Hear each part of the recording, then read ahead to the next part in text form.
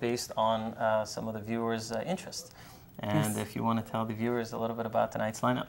Yes, and the first clip is... The first clip we have, tonight's basis really is three parts. The first part is about marriage. It's about expectations. It's about making a marriage work within the context of living overseas, not in Afghanistan, but living overseas, whether it be America, Europe, and balancing that act of having the Afghan culture as well as the American culture. So the first clip is called The 7 Stages of Marriage, and we'll play that for you. And then after that, we actually have a counselor here with us, Aida Vazin. She's with Journeys Coaching and Counseling. So she's going to be with us, and she's going to talk about some of the high points as far as why people get into پول اجرا کردن که در آخر برنامه برای شما خواهم نشان داد. بسیار خوب. دیگه میشه کلیپ فعلا اول بله. ببینیم. کلیپ اولی جالب است که متوجه باشین. باز بعد از کلیپ آیدا وزینم به استیج بریم. اونها یک ذره تشریح کنن هم درباره ازدواج و همچنان درباره expectations، درباره راه حل یگان مشکلاتی که دوستا دارند. بله بسیار تاپیک خوب است به خاطر که درباره ازدواج است و کلگی ما کلگی ما ضرورت داریم که به یا گوش بدیم. بینندگان عزیز خوش آمدید به پروگرام. خدا کنه که کلیپ خوش داشته باشین. امشب ما یکی دوستا از سمت جنوب لاس آنجلس آوردیم.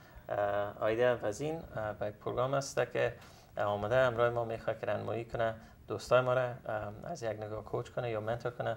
دوستایی که علاقه دارن به یا اگر یک سوالات داشته باشن اونا میتونن که به پروگرام ما با تماس شون. Atman, Aida Jan, thank you so much for accepting our invitation and coming, being a guest on our show. We really appreciate it, and we're glad to have you on our show. Thank you for having me. I'm very happy to be here today.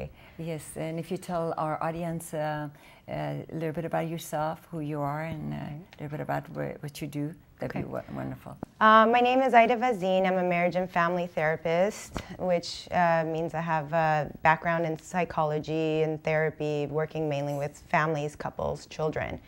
I also have a background in sociology, so I do work with different cultures and backgrounds and how society affects a lot of conflicts or resistance in families and marriages.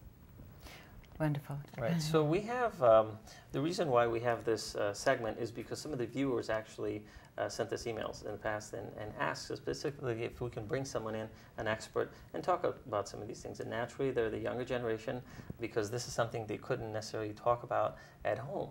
And so some of the things that we want to have you enlighten us with are perhaps some of the reasons why people get into marriages. In other words, you know, back home, back in old country, you have sort of an arranged marriage. Here, it's a little bit different. It's quasi-arranged, quasi-not arranged. Absolutely.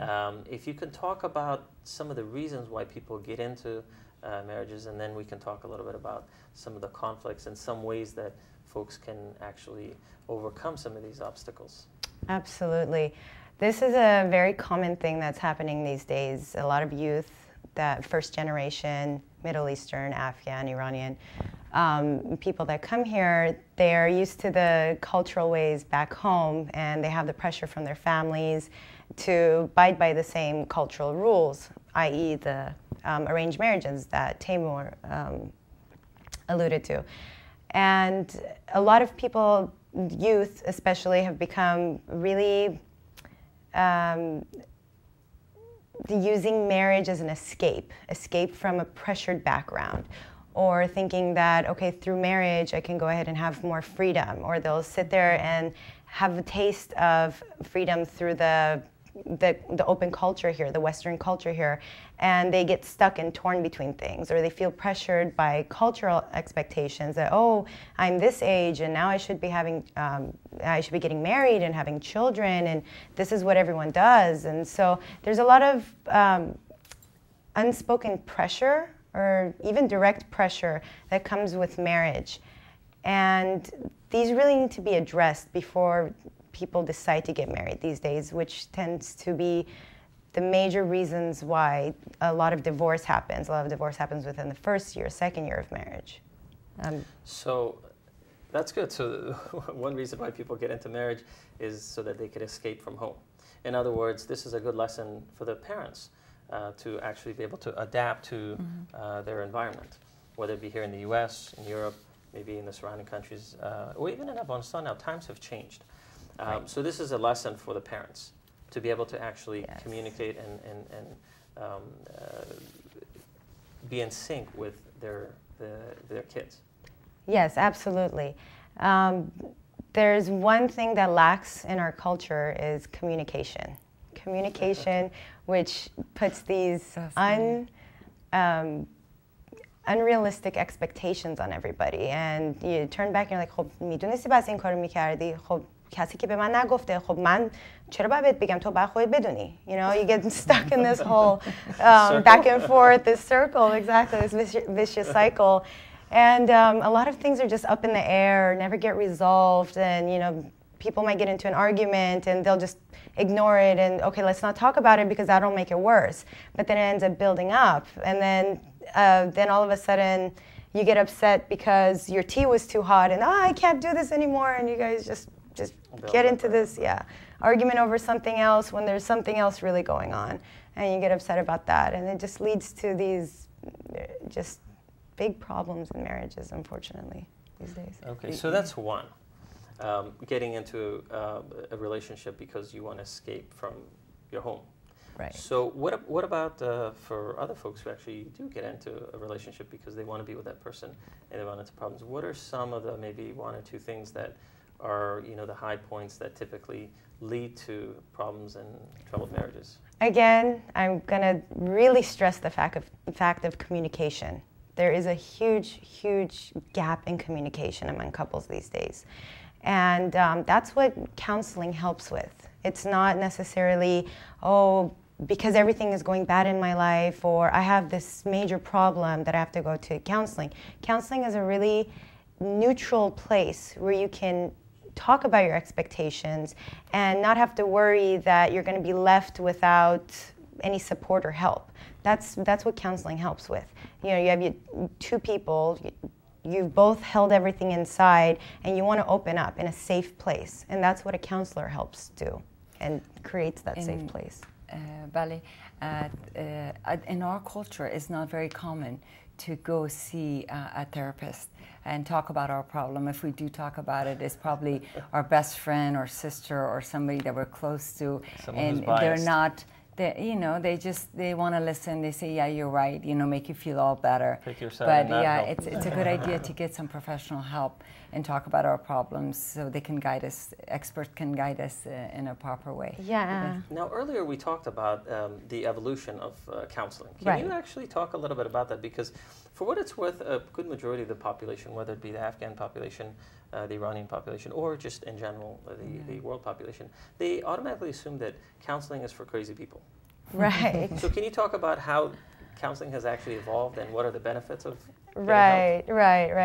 Counseling, yes, there is this vast belief that you only go to a counselor اگه مثلا باید بری تیمارستان باید روانشناس اونجا کمکت میکنه. We don't want to go over there and we don't want to talk about those things.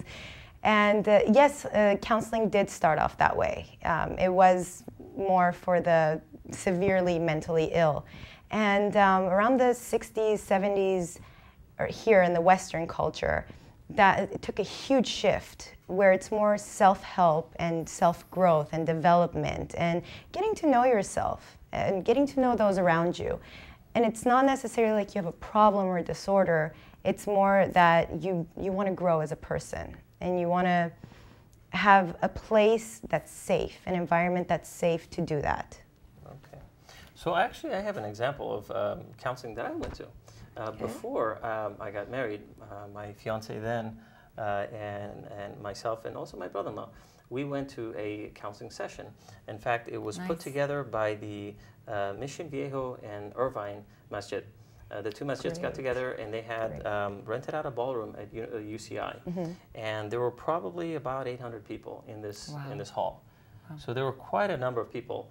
And what they did was they had the brothers on one side, the couples in the middle, and the sisters on the right side, no, people came for different reasons. Some people came because they wanted to meet somebody, and that's fine, that's fair, that's a good way to meet another person. Some folks came because they wanted to learn about each other, and some folks came because maybe they had problems and they wanted to find an avenue sort of tippy-toe into this. So there are outlets, for example, whether you go to the masjid, whether you come to professionals like Aida Vazin, or if you go to your Padar Wakil, or someone who's unbiased, quite frankly, because what you really need is someone who understands psychology and who can actually guide you through these steps. So for what it's worth, I've been to it, and I don't think I'm a crazy person.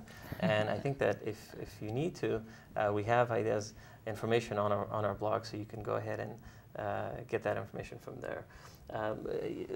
You have some questions as well that I don't want to take all the time. Yeah, here, no, it's okay. But also we played a clip on 7-step stages of marriage. Do you agree with to consider some things before you get married? What should somebody consider when they choose their spouse? Other than their parents' wishes. Right. Yes. Which you guys both bring up a great point. What do you want? What is it that you want out of a marriage? What is your idea of a marriage? What is your idea of your partner? What do you expect to get out of that marriage? And that needs to be discussed in advance with your partner, because this is a person you want to spend the rest of your life with. This is a person you want to have children with. And you need to feel comfortable to speak about these things, and that's what counseling helps with. It helps you start that conversation, start that communication.